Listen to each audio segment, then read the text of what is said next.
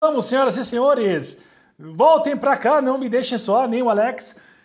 Eu pedi para o Alex voltar, eu tenho certeza que ele vai fazer isso. E eu também quero muito que vocês voltem aqui para nós continuarmos a nossa conversa. Vamos falar sobre corrida, sobre atletismo. Vamos ter aquele papo corrida que vocês estão acostumados a ter. Peço encarecidamente que entrem, prestigiem, participem, colaborem, deixem seu recado, sua palavra de incentivo para o nosso campeão paralímpico aí, para o Alex Pires, meu conterrâneo. Vão entrando, meu povo. Janice, minha querida, lá de Charqueadas, queridona. Juliano Cicaroli, meu atleta lá de Gramado. Alain Pires está aí já na área. Valeu. Chamem seus amigos, suas amigas, compartilhem essa live e avisem que o nosso campeão Alex Pires está falando sobre a sua carreira. E vamos tratar sobre outros assuntos relacionados também ao esporte paralímpico, e para isso eu conto com a presença de vocês. Entrem aqui. Ô Sérgio, beleza, meu querido? Obrigado pela presença. Valeu, gente. Entrem aí que eu vou chamar já já meu convidado. Está aqui ele. Ele entra e vocês perguntam, não fiquem tímidos aí, meu povo. Vamos conversar sobre atletismo, sobre esporte paralímpico. Ô Alex, voltando aqui então, meu velho, para nós continuarmos de onde a gente estava. Cara, tava falando aqui, né, sobre esporte paralímpico e tal. Tu que já circulou, né? Tu que saiu de Sapiranga, né? Da região metropolitana de Porto Alegre, e aí começou a se desempenhar, começou a aparecer, começou a mostrar o teu potencial, o teu talento, né? E aí se tornou um grande atleta do Brasil, se tornou um atleta de destaque no cenário mundial. Eu queria que tu dissesse, Alex, assim, sobre o esporte. E eu queria, dentro das suas possibilidades, obviamente, né? Por eu sei, porque tem todo um papel aí político que a gente precisa, né, preservar. Mas assim, eu queria. Ó, meu irmão dizendo que falta chamar ele no papo corrido. Começa a correr, meu irmão. Se tu começar a correr no Canadá, eu te chamo pra fazer um papo corrido, cara de pau.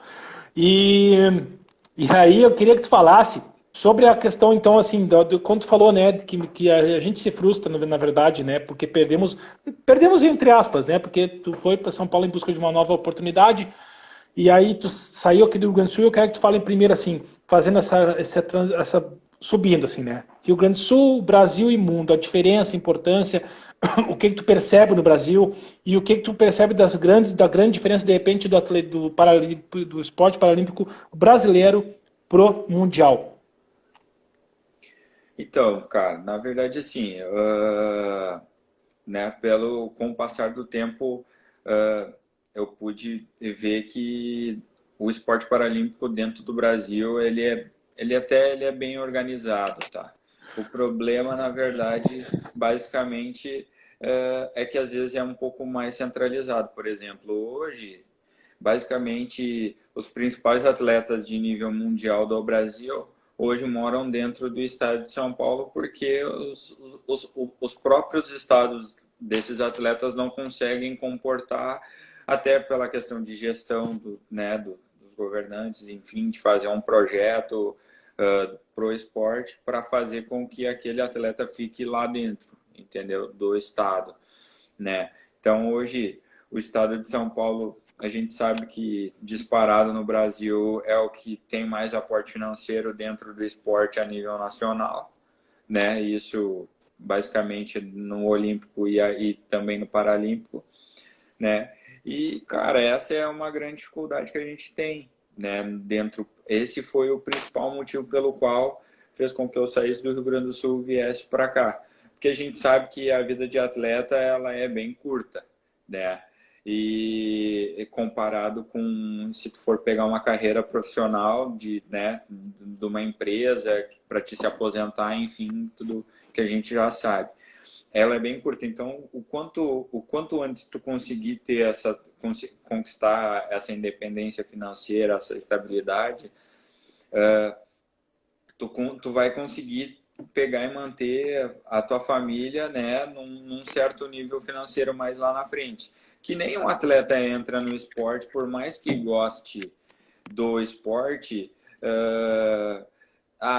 vai pegar e vai dizer assim que não, eu não ligo para a questão financeira. Cara, ninguém faz nada hoje em dia sem precisar de dinheiro. Então, isso é basicamente a gente tem que optar, né? Porque a gente tem a nossa família, a gente quer ajudar a nossa família, né? A gente tem essa quando a gente é pequeno, os pais, eles nunca querem que a gente passe dificuldade. Quando a gente cresce, a gente não quer também com que tenha dificuldade para que eles não se sintam preocupados ou a gente poder ajudar mais eles. Então, esse foi um dos motivos. A nível mundial, cara, eu acho que o esporte paralímpico, ele é brasileiro, ele é muito bom, muito bem organizado. Às vezes eu até em outras lives e conversando com outras pessoas, comparado à parte olímpica, eu acho que o paralímpico ele é mais organizado, né? A gente vê que projetos como esse, né, que eu faço parte, dificilmente, por exemplo, um atleta de expressão dentro, por exemplo, no Rio Grande do Sul, no Olímpico, teria. Né? Como a gente conhece, né, que nenhum, a gente treinou muito comigo o próprio Johan, tinha um potencial muito grande, né, para quem sabe hoje está aí, né, indo para uma segunda Olimpíada, né? Não conseguiu nem ir para a primeira, mas tinha potencial para isso por falta de questão de investimento, né? Então, eu acho assim, eu acho que hoje, basicamente, o potencial do esporte está aqui mesmo, né? E não tem muito o que dizer, Tá. comparar. Pois é, então, mas só deixa eu quero fazer duas comparações. Não tem comparação para tentar entender. Tu que viveu aqui no Rio Grande do Sul e saiu, a diferença é muito brusca, tipo assim, associações aqui no existem associações no Rio Grande do Sul que lidem com atletas paralímpicos? E se existem, são muitas? Então, na verdade existe, né? Mas é que assim, cara, basicamente assim, hoje, por exemplo, depois que tu chega num certo nível paralímpico, né, a nível mundial, basicamente tu entra, né, para a seleção permanente de atletismo, né? E daí tu começa a ter um apoio maior do próprio Comitê Paralímpico Brasileiro. Então, assim, basicamente tudo aquilo que me mantém no esporte vem do comitê, por mais que eu tenha um clube ou uma associação, entendeu? Que eu precise dela para mim competir, entende? Se fosse por essa questão de clube e associação, Teria. não muda quase nada em relação Nada. ao Rio Grande do Sul, a São Paulo, entende? Entendi. Mas em si, aqui é pelo fato de a gente estar mais próximo do Comitê Paralímpico Brasileiro.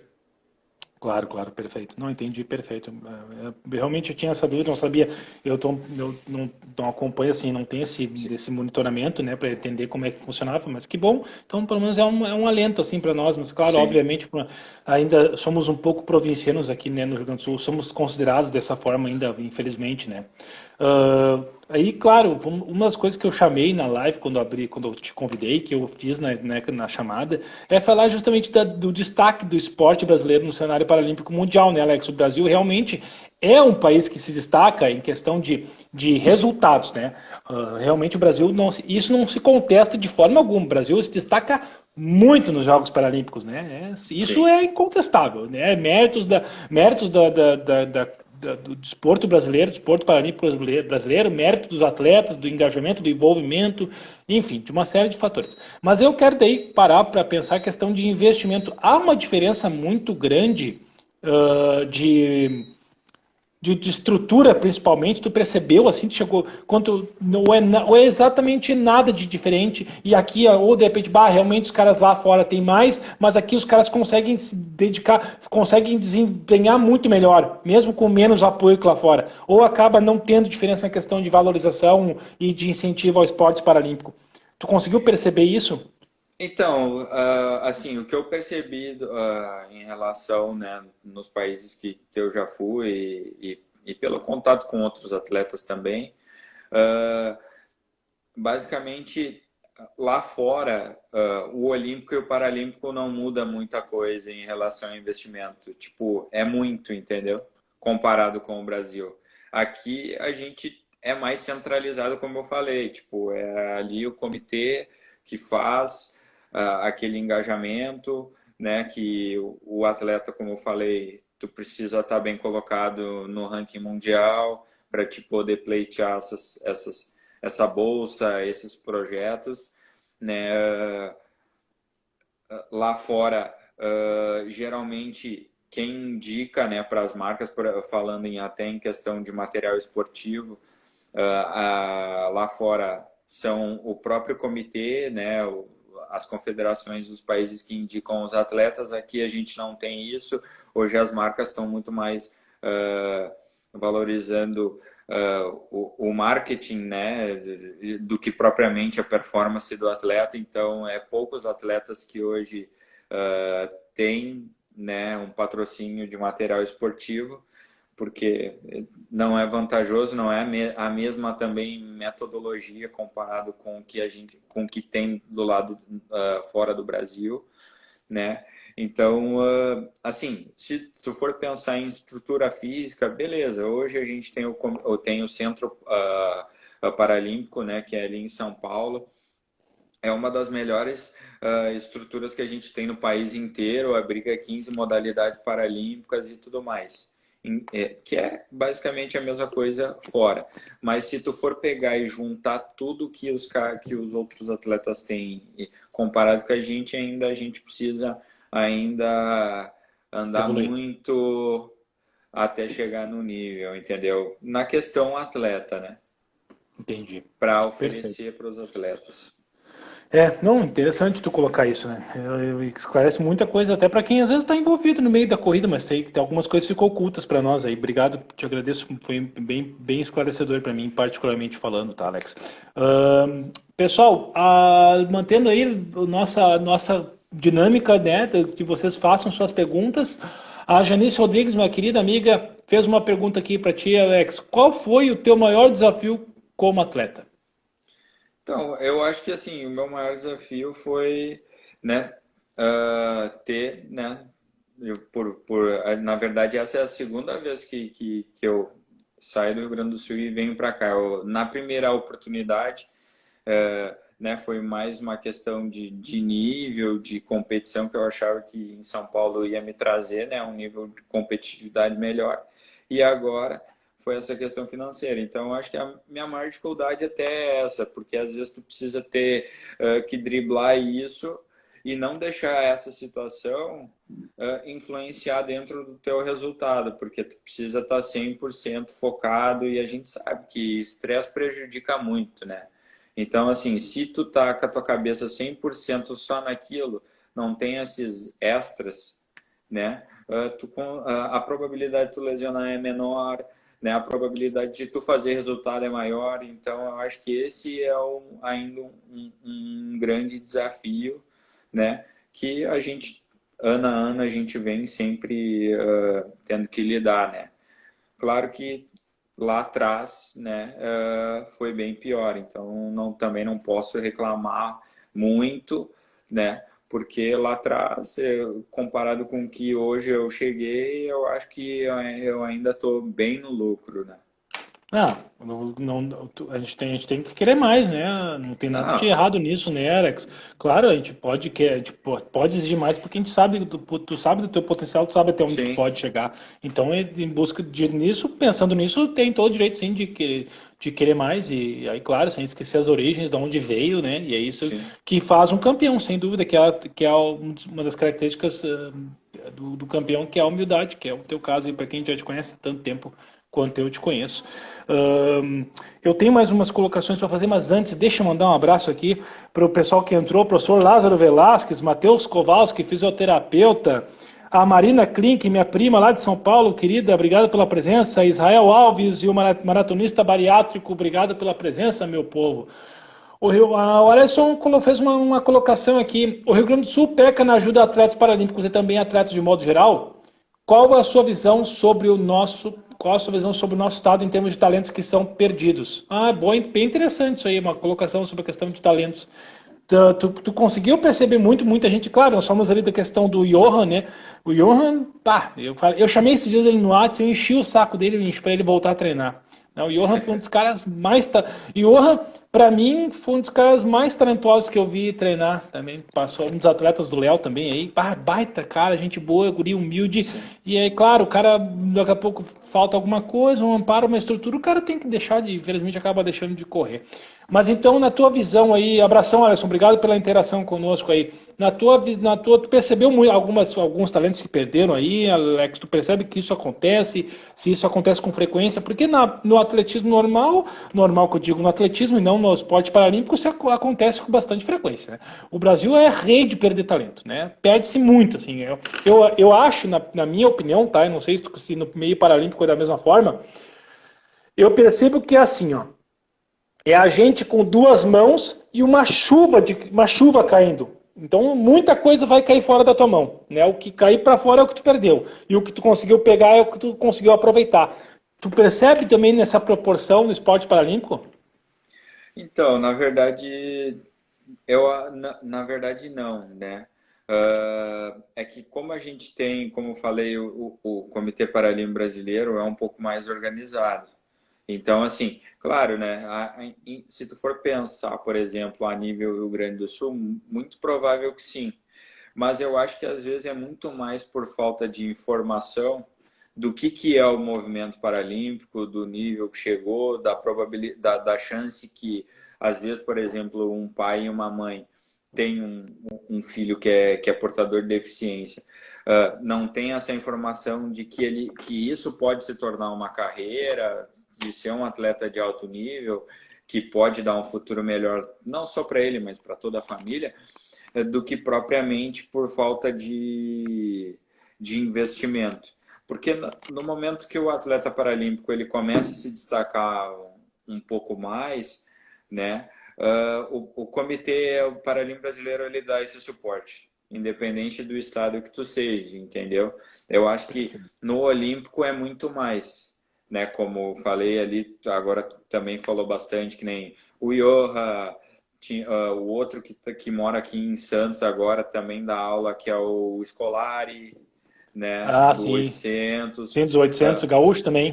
e Gaúcho também, enfim, né? O próprio Dalva, né? Também um pouco mais novo, acredito que um pouco mais novo do que tu, mas Sim. também um grande potencial para se manter, que muito provável também não teve uma carreira talvez na maratona um pouco maior pelo fato de não ter tanto suporte nessa hora, né? Porque, cara, eu particularmente agora correndo maratona eu sei bem, porque assim, quando eu corria 1.500, beleza, eu tinha um aporte ali financeiro e tudo mais, mas era mais tranquilo, psicologicamente falando. Porque o desgaste físico, por mais que a intensidade, às vezes, sentia dor de ácido lático, coisa, mas, cara, comparado à maratona, não tem. Tu sofre muito mais, entendeu?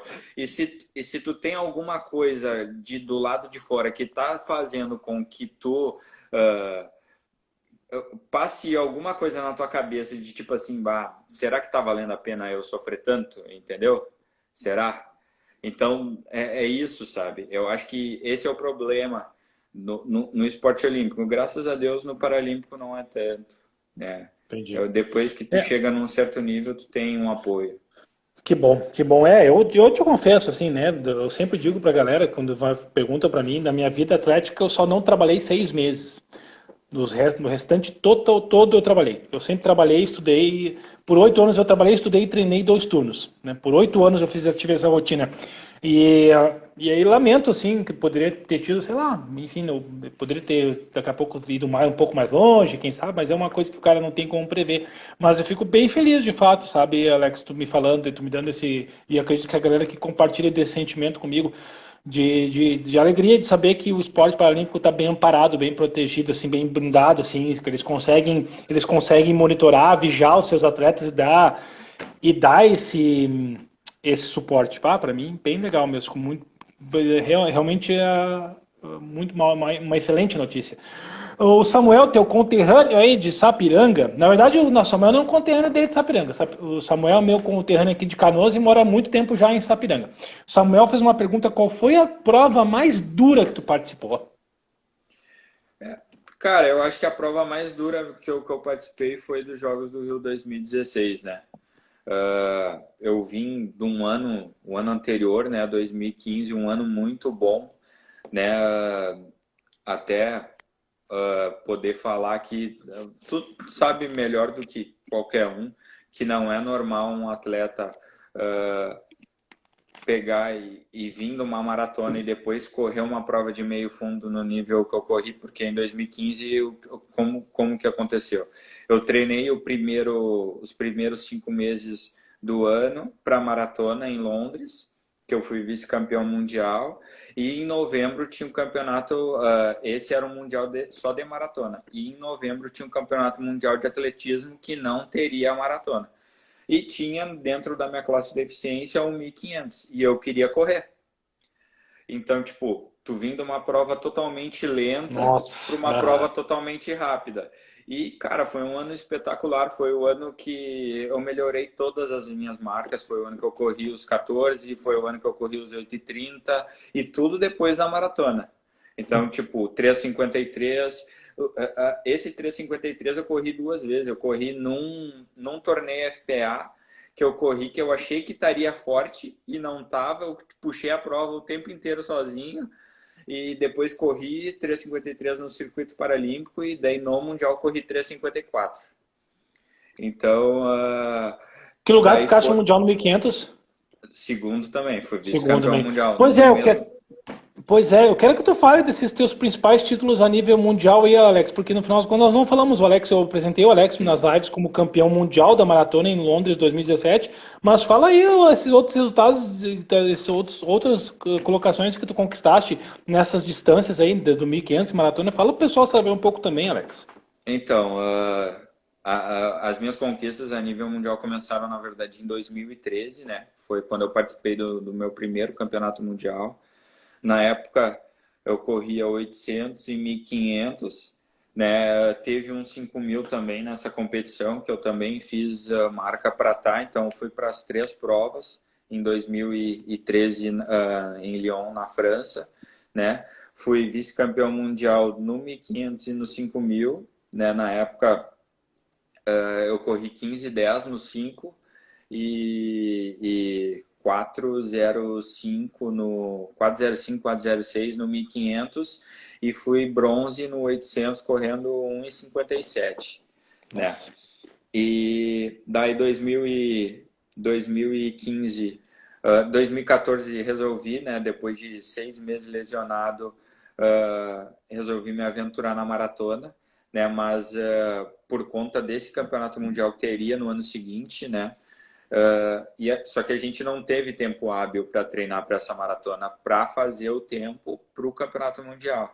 Porque como eu estava um tempo parado, fiquei 6 meses parado, eu precisava correr uma prova no 1.500 metros para me garantir dentro do projeto de patrocínio, que na época eu era Loterias Caixa, e depois ainda correr a maratona. Então, fiquei 6 meses parado, treinei um mês e pouquinho para o 1.500, corri 3:59, terminei o ano sendo primeiro no ranking mundial no 1.500 e um mês depois eu corri a maratona de São Paulo, sem treino, sem nada. Peguei, fui para a Corredor é tudo prova, igual. né? Acostumado a dar tiro para 2:40, tirinho de 1.000. Tava andando ali para 3:30, 3:35 quilômetros, a perna tava fácil, né? Aí, quando bateu o quilômetro 30, quando bateu o O quilômetro urso. 30, não, e ainda 37 graus nas costas. Meu Rapaz do Deus. céu, eu parei 6 vezes, do 30 até os 42. Eu só não parei, eu só não larguei a prova de mão, porque assim, a gente tinha feito um planejamento.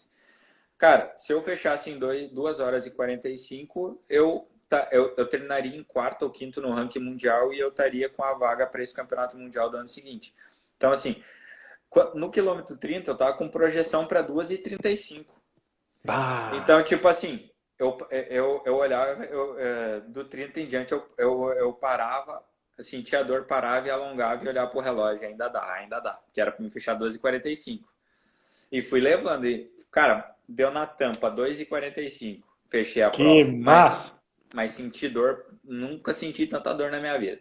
Daí tá, daí a gente foi, né, no ano seguinte, daí sim treinado para maratona, daí já corri 2:27 já, Nossa. fui vice-campeão mundial, né, e ainda digo assim, perdi a prova por inexperiência, né, porque não conhecia os atletas, né, os maratonistas que tinham no na prova, né? Peguei algumas informações com alguns colegas que já tinham corrido contra esses atletas e naquele dia o próprio atleta fez uma estratégia diferente do que tinham me falado.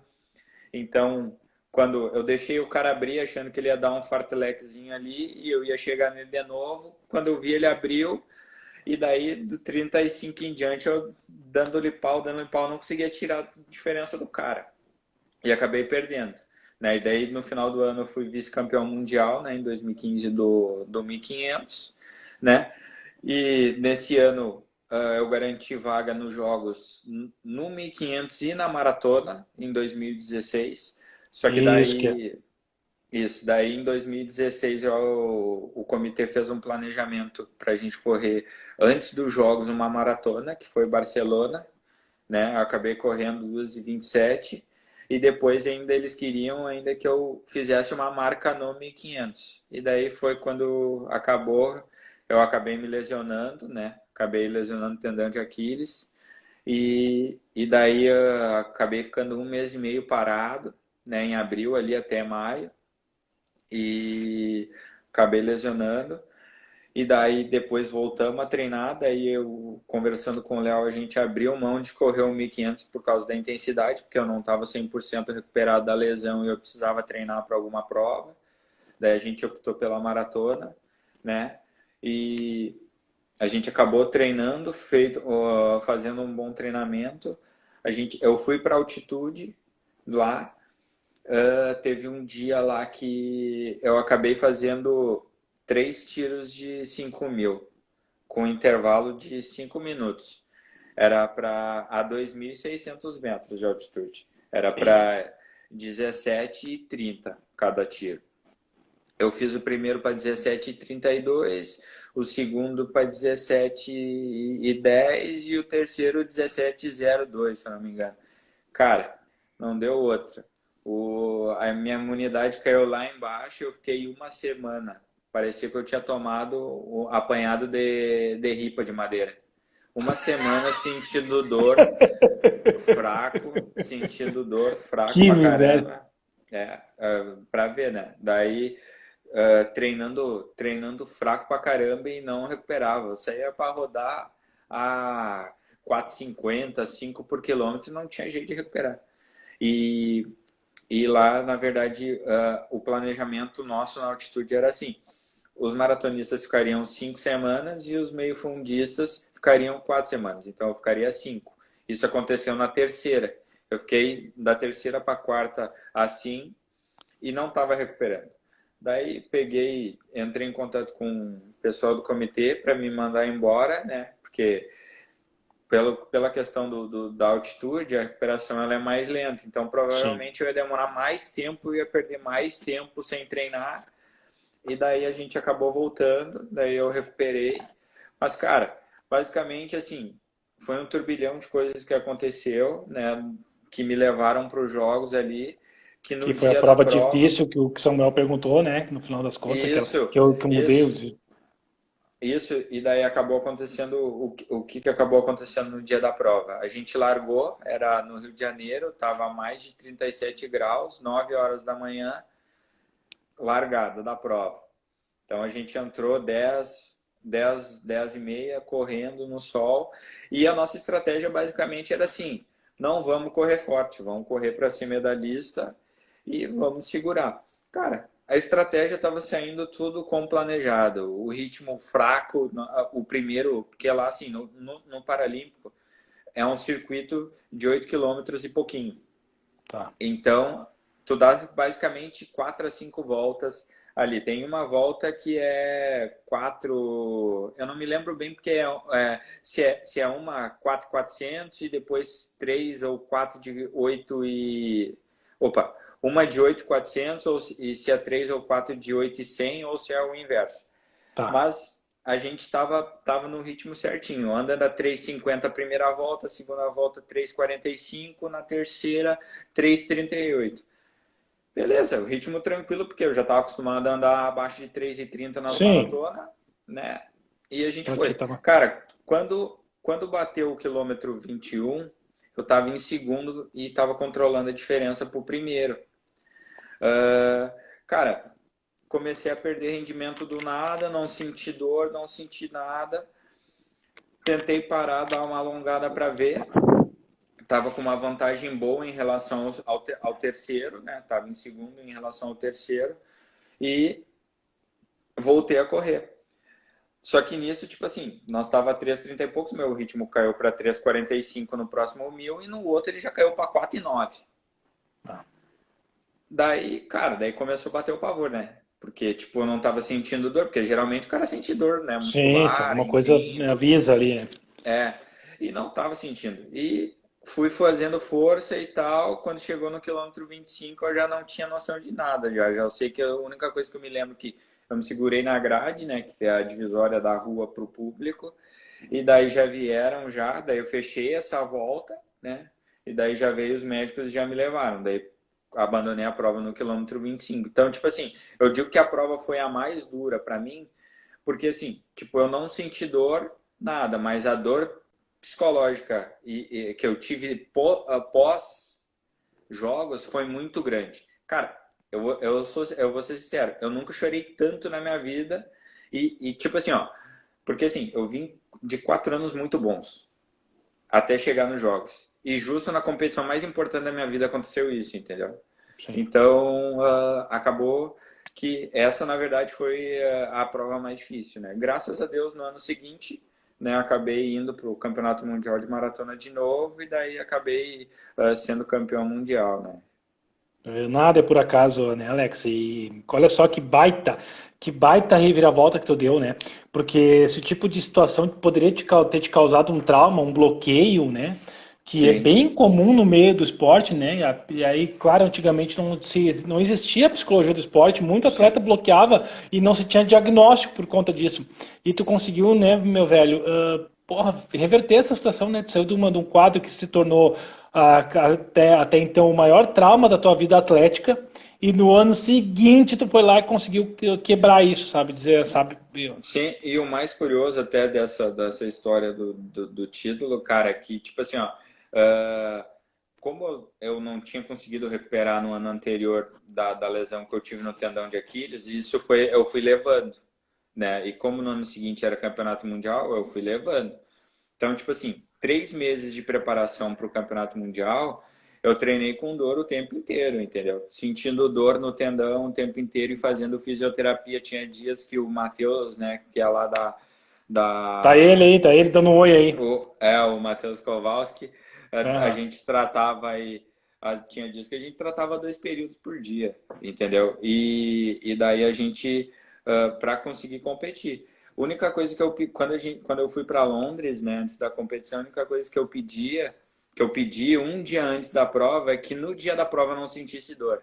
Cara, foi incrível. Tipo, eu senti dor até Ah, sábado. No domingo que eu não senti demais. dor, não senti nada, entendeu? Então, assim, que nem tu falou, quando é pra ser, não tem, entende? Ninguém tira. Ninguém tira. Sem dúvida, Alex. E aí foi coroação do teu trabalho, né, velho? Porra, é fantástico, né? E olha, tem muita gente teria, né, não teria conseguido superar essa condição, essa situação. Tu conseguiu tirar proveito, tu conseguiu tirar da força disso aí para poder te dar a volta por cima e, de fato, né, com sucesso, né, e uma baita conquista, o campeonato mundial, né? A importância, suma importância também para o esporte brasileiro, né? Uma grande conquista que tu trouxe para nós aí. Deixa eu te perguntar, cara, tu fizeste essa altitude na Colômbia, quando tu fizesse esse período de Isso, treinamento? Em isso. Paipa? Geralmente, cara, para os Jogos do Rio a gente foi para Paipa, mas a gente já foi para outros lugares também, né? Eu já fui para Uhum. Guarni também na Colômbia. O único lugar que foi diferente da Colômbia que a gente foi para altitude foi em 2013, né? Que como o Mundial era na França, na Europa, a gente ficou em Fonte Rommel, que até é um dos lugares que o Mo Farah faz a preparação dele lá. Tem um centro de Que treinamento legal. lá muito legal, né? Se eu não me engano, é 1.950 metros de altitude e é uma pista bem legal e a gente acabou Pô, ficando que lá tri, também. que legal, interessante isso aí. O Mo Farah vai lá, hein? Que legal. Bacana. O Paipa acaba sendo, né? Eu falei, pessoal, porque né, nesse meio o cara sabe, muito fundista vai para Paipa, né? Os brasileiros acabam subindo, não só brasileiros, né? É um lugar conhecido pelo treinamento em altitude, já a cidade de Paipa na Colômbia. Então, há muitos anos eu já ouço falar, enfim. Tenho muitos amigos também que já tiveram lá e o cara acaba ficando um pouco por dentro disso aí. Sim. Mandando um abraço pro Paulo Gonçalves e pra Vanusa. Vanusa é minha parceira aqui do Papo Corrido também. Obrigado, minha querida. A Vanusa, uma das administradoras do grupo Sebo nas Canelas do Facebook, um grande grupo lá do Face, o qual eu participo lá, deixo meus recadinhos, sempre divulgo lá as minhas postagens. E o pessoal sempre me apoia, me deixando divulgar o trabalho do Papo Corrido, tanto o meu pessoal também. Obrigado pela participação, meu povo. Então aí, vocês viram, né? O Samuel fez uma pergunta para o Alex, perguntando qual foi a prova mais dura que ele participou. Na verdade, a prova mais dura que ele participou foi uma prova que ele não completou. Então, na verdade, o pessoal que estava esperando que ele dissesse uma prova que ele completou, não. Dura, quando diz dura, não quer dizer que tenha sido algo que efetivamente tenha corrido, né? Foi algo mais pelo psicológico, tanto pelo Isso. psicológico quanto pelo físico, né? Então, mas que bom, Alex. Fico muito feliz que tu tenhas passado, virado essa página aí, agora pensando, né? Que é um dos assuntos que eu quero falar aqui, especificamente Tóquio 2021. Alex, explica um pouco para a galera como é que funciona nós falamos da questão de critério, qual é o período que tem assim, ó. O pessoal tem um período, um prazo quando antes de tudo acontecer, como é que funcionou? Por quanto tempo o pessoal teve para fazer marca? Ou como é que funcionou? Vai tu e mais um? Como é que é isso? Para o pessoal entender o critério de convocação foi como é que foi dado até então. E- Então, no Paralímpico ele é diferente em relação à parte olímpica, né? Ah, isso varia de ciclo para ciclo, tá? Não é regra sempre o mesmo critério. Para esse especificamente era basicamente assim: o primeiro critério é que o atleta tivesse sido campeão mundial, que teve o campeonato mundial ano passado, né? Então, esse seria o principal critério. O vencedor, o campeão, já estaria automaticamente classificado. E, posterior a isso, teriam marcas específicas, né, de acordo com cada prova e cada classe, né? Então, basicamente na minha classe, né, para a maratona, seriam 2 horas 30 50 e alguns segundos. Eu acabei correndo 2 horas 27 e 36 minutos, 36 segundos, né? Isso, cara, não é basicamente, tipo assim, não tem um limite, por exemplo, de vagas, entendeu? Por exemplo, claro, isso é porque o nível paralímpico, como eu falei, né, antes, tem poucos atletas que, por exemplo, principalmente nas provas de fundo, de atletas que chegam, né, para realmente brigar a nível mundial. Então, assim, basicamente são dois, três. Então, se os caras fizerem índice, eles vão para competição, entendeu? Ah, legal, entendi. Entende? Então, ou só se porventura, porque assim, claro que cada país também tem uma quantidade X, né, de números de vagas, né? Então, assim, como critério, se for preenchido todas essas vagas e tiver mais atletas com índice do que realmente a quantidade de vagas, daí eles vão por questão de índice técnico. Porque como é que funciona? Por exemplo, às vezes a gente propriamente briga por vaga com atletas de outras provas e outras classes do que propriamente com atletas da nossa classe e da nossa prova, Entendi, entendi. por conta dessa questão da quantidade de vagas. Sim, Então daí entendi. entra a questão de índice técnico, que é a marca propriamente dita mais próxima em relação a recorde mundial ou posição de ranking mundial, né? Entendi. Tá, Então, entendi. Entendi. Bom, e pensando nisso, antes de ler essa pergunta que o Ale Camanda fez, eu vou aproveitar que tu falou, que é um dos pontos também que eu coloquei. Alex, explica, para quem não sabe, pessoal, Alex ele faz parte de uma categoria chamada T46, tá? Alex, explica para a galera como é que funciona um pouco, dá para o pessoal entender um pouco disso. Se tu puder conseguir explicar de maneira que a gente, enfim, acho que tu consegue, tu foi muito bem, muito feliz na explicação pro Alex, meu nosso amigo lá de Pelotas, sobre a questão das categorias e tal, de aprovação, enfim. Como é que funciona nessa fase? Como é que é a diferenciação da categoria uma para outra? Então, na verdade, assim, tudo é dentro de classificação funcional, né? Todos os atletas, quando eles vão competir, eles vão passar por essa classificação funcional que vai determinar, né, em qual classe ele vai se enquadrar. Isso vai ser de acordo com o grau de deficiência, provavelmente uns vão ter que apresentar exames e tudo mais para comprovar o grau dessa deficiência. Mas basicamente é assim. Por exemplo, na minha, tá? Existem três classes para membros superior, né? Que são deficiências de braço, que é a T45, T46 e a T47. Então, assim,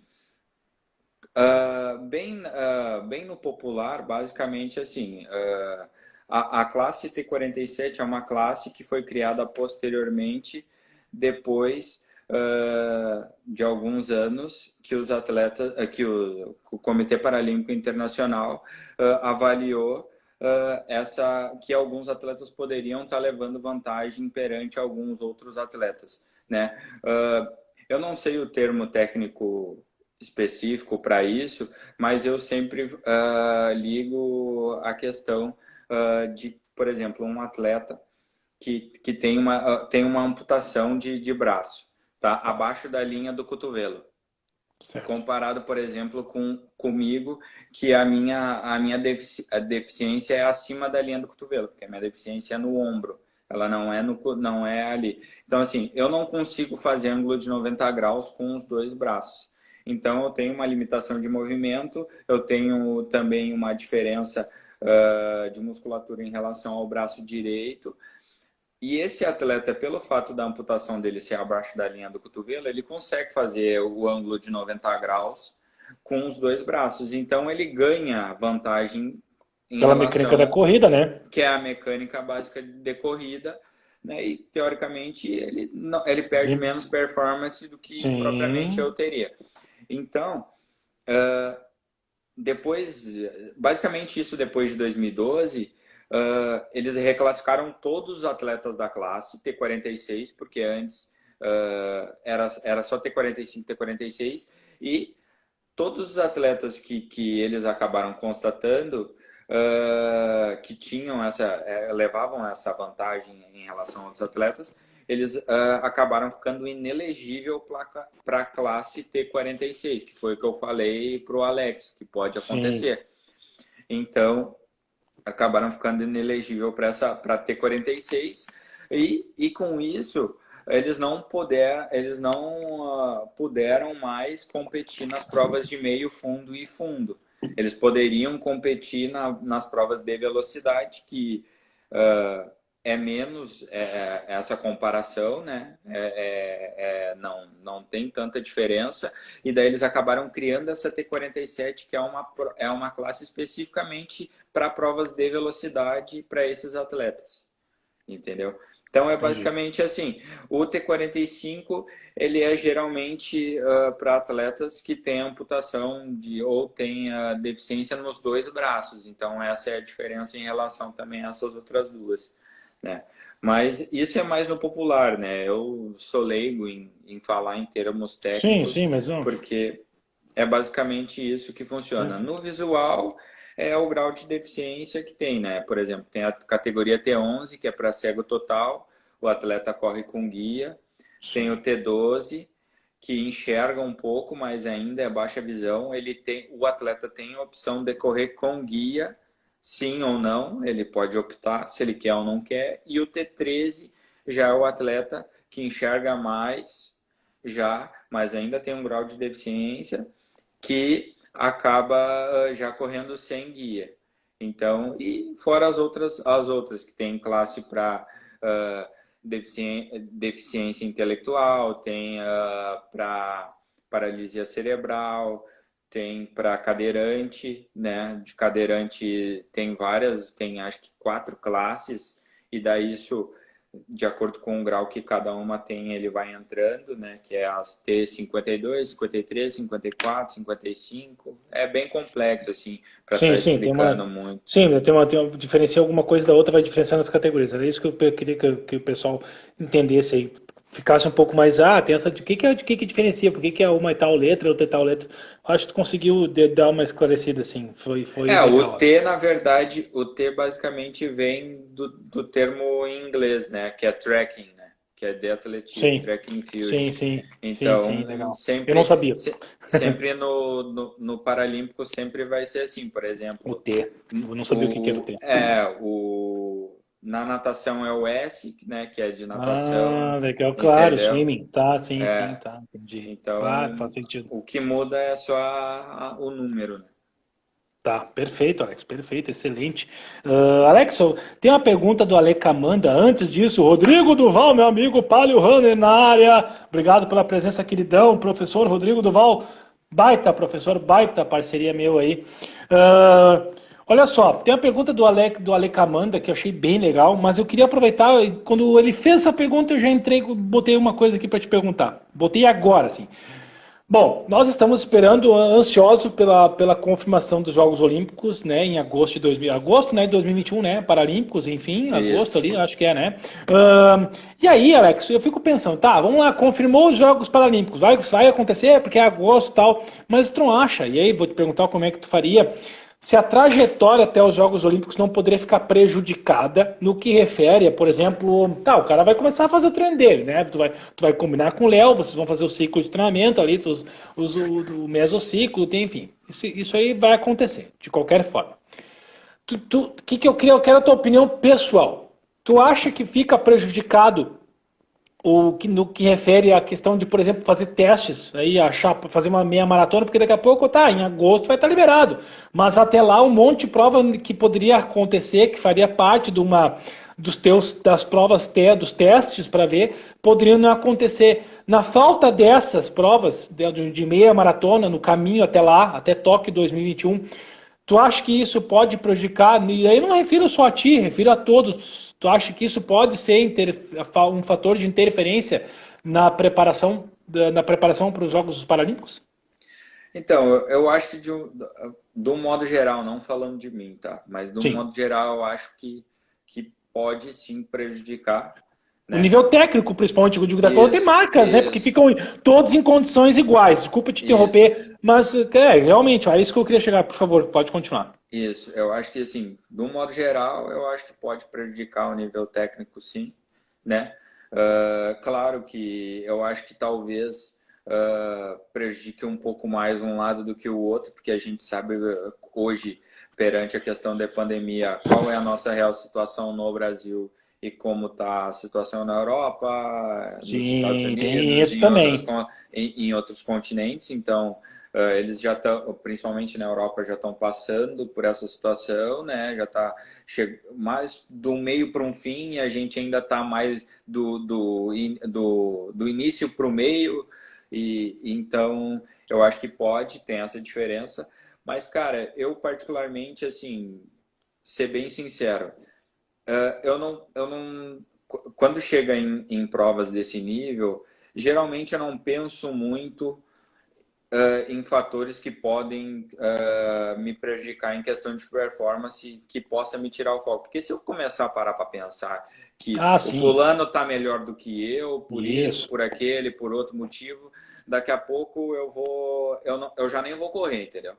Então, basicamente, assim, outras vezes já me perguntavam, em entrevistas, mas quem que é teu principal rival? Quem é teu principal adversário? Cara, se tu Tu for mesmo. falar em. Se tu, Tu não, se tu mesmo. for pegar e falar em um atleta, eu posso dizer o fulano, Beltrano. Só que, cara, a gente sabe muito bem, principalmente na maratona, que às vezes não é nem o mais rápido que vence. Né? A gente precisa. É uma prova completamente estratégica. Então, assim, já aconteceu eu de em provas menores, né? No próprio 1500, no 5.000 que eu corri lá em 2013, naqueles 5.000 eu tinha o quarto melhor tempo entre os atletas. Eu fui segundo, entendeu? E sendo que o cara que tinha o melhor tempo, ele foi terceiro, ele perdeu para mim. Ele tinha 14,55, ele tinha 1 minuto mais rápido de tempo classificatório do que o meu. Né? No ano de 2015, quando eu corri o campeonato mundial do 1.500, a mesma situação. Eu vim de uma maratona, entrei para correr o 1.500, eu tinha o segundo melhor tempo.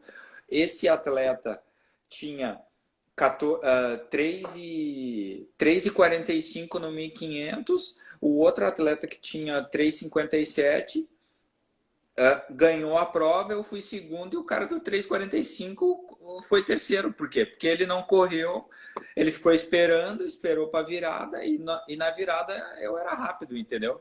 Sim. E acabou. Então, tipo assim, acontece muito isso, que nem agora. Eu cito bastante esse atleta, que é da Austrália, porque, cara, ele sempre tem marcas muito boas antes dessas competições. Mas quando chega, a gente briga de igual para igual e nas últimas eu sempre levei, né?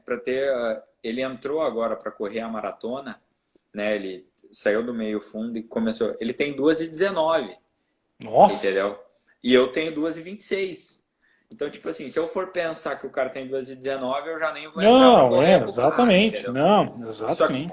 como a gente tem um histórico de eu já ter ganhado dele muitas vezes nesses fatores, dele ter tempos melhores que o meu, então eu tô tranquilo. Eu penso que eu tenho que fazer a minha corrida, se o cara dá bobeira, eu vou em cima dele, entendeu? Então, Isso assim, aí. eu não busco ficar pensando no extra. No dia da prova a gente vê, né? Cada prova só decide depois da chegada, meu amigo. Não tem essa É, história. Todo mundo é igual até a hora da chegada. Não tem essa história. Eu concordo plenamente contigo. E é essa que é a mentalidade que o cara tem que ter. Senão o cara nem vai para uma linha de largada, pô. Tá sim. certíssimo. Tu que tá certo no final das contas. Meu querido. Então vamos para a pergunta do Ale Camanda aí, né? Que fez uma colocação bem legal aí. Ele colocou, deixa eu aqui clicar. O Alex já ganhou praticamente tudo, mas o título mais desejado é o Paralímpico. E se o título vier, vai ser como um alívio do que já fez, de que já fez tudo que almejava? Então, na verdade, é o mais desejado, né? Mas eu acho que, cara, não vai servir como um alívio, porque eu acho que eu tenho mais alguns ciclos pela frente, então, assim, eu não sou um cara que me contenta com pouco, né? E então, assim, vai ser um título a mais, mas eu sempre querendo mais, né? Como eu também, um desejo grande meu é bater recorde mundial, então eu sempre quero estar melhorando, né? Então eu acho que até 2028, que é quando eu vou ter 38 anos, eu acho que eu tenho muita lenha para queimar. Então, tipo, depois desse ainda eu tenho mais dois. Quem sabe eu possa chegar com 38 anos sendo tricampeão, né? É, quem sabe? Por que não? Então O que esse é vai dizer o. é o futuro a Deus pertence, né? E a ti que vai escolher o que tu vai querer fazer, né? É isso aí, é Esse, isso aí. esse, na verdade, é o meu real desejo, né? Quem sabe terminar com um tricampeonato, né? Então, Que massa. Excelente, excelente meta, Alex. Excelente meta, mentalidade de um campeão, de fato. José Castilhos, meu querido, obrigado, amigo. José Castilhos estava demorando para dar um oi na live. José Castilhos é meu parceiro também de Papo Corrido, fãzão do Alex, até marcou nos stories hoje, marcou o Papo Corrido, marcou o Alex. Queridão lá, nosso amigão de Pelotas também, da região sul do estado, aí da Zona Sul. Obrigado pela presença, meu velho. Valeu aí, tá? Tchê, eu vou te agradecer a presença, meu querido, porque tu respondeu bastante coisa aqui hoje. Vou te liberar, porque eu sei que tem coisa para fazer daqui a pouco. Temos, né? é, Queria agradecer muito aí, mas antes disso, pessoal, lembrando a todos vocês que essa live sobe para o canal do YouTube do Papo Corrida. Então, quem perdeu porventura uma parte, quem teve que sair antes, né, por algum motivo, voltou agora, enfim, perdeu em algum momento alguma parte, vai lá depois. Vai no YouTube, né? youtube.com/papo corrido. Aproveita já, se inscreve no canal, assiste lá essa conversa que foi muito legal, muito produtiva, muito esclarecedora com o grande Alex Pires, atleta paralímpico, campeão mundial da Maratona em Londres 2017, nosso até então representante na Maratona Paralímpica em Tóquio 2021, a quem nós vamos aí direcionar nossas melhores e maiores energias aí na torcida por um excelente resultado. que ele possa trazer, né, mais uma medalha para o nosso país, independente da cor, né, mas que ele entre com essa mentalidade que ele apresentou aqui para nós, de um campeão focado, determinado. E a quem eu agradeço muito. Então, Alex, obrigado pela tua disponibilidade, pela tua atenção. Desde o primeiro contato foi extremamente atencioso, aí se disponibilizou a fazer parte desse momento conosco, dividir um pouco da tua história e falar um pouco do esporte paralímpico no Brasil. Te agradeço, meu querido. Deixa as tuas palavras aí, por gentileza. Cara, eu que agradeço, né, o convite. Eu acho que é importante poder estar divulgando não só o meu trabalho, mas o próprio movimento paralímpico, né? Como eu falei, às vezes tem muita pouca informação, né, que talvez possa ajudar aí a revelar mais atletas, né? E te agradeço também, né, por ser uma referência para mim lá no meu começo, lá em 2007, né, nas corridas de rua ali, né, no gasômetro, naquele retão ali, brigando pela vitória com o Dalva Aham. ali. Uh, é, Posso te garantir que foi um grande incentivo para mim no começo também, a hoje tá aí tentando, né, chegar e como tu mesmo falou, né, eu acho que eu ainda posso render muito mais e quem sabe ainda tá correndo marcas melhores para quem sabe chegar ainda no teu nível, no nível do Dalva e de outros atletas aí que a gente tem aí pelo nosso Brasil, tá certo? Ah, Obrigado aí, né? Obrigado a todo mundo que participou da live, né? É um prazer estar falando com vocês, né? A gente está aí extremamente focado para Tóquio, né? Claro que nesse momento a gente tem que ter um pouquinho de cautela, a gente não pode se afobar, querer colocar a carreta na frente dos bois, né? Então a gente está fazendo as coisas com calma para que a gente possa ter um resultado muito bom lá na frente, tá certo? Um abraço a todos. perfeito, Alex. Eu queria muito aí, né? Eu fui lisonjeado com as tuas palavras. Isso aí para mim valeu mais que qualquer troféu ou medalha que eu tenha conquistado. É saber que em algum momento a gente motiva e inspira algumas pessoas. Eu digo que a gente, em algum momento da nossa vida, sempre é inspiração ou fator motivacional para alguém. Eu te agradeço muito por isso. Realmente ganhei meu dia aqui. Muito legal saber a vida de um campeão em nível mundial como tu és. Fazer essa menção, fico realmente agradecido, lisonjado, extremamente lisonjado pela tua referência. Meu querido, então deixo a todos vocês que estiveram conosco aqui um grande abraço, Alex, te desejo todo sucesso, sorte do mundo, vai com tudo, te aguardamos em Tóquio 2021. Galera, grande noite para vocês, um grande abraço e até a próxima. Valeu, gente! E vamos pro Grêmio agora. E vamos lá, valeu!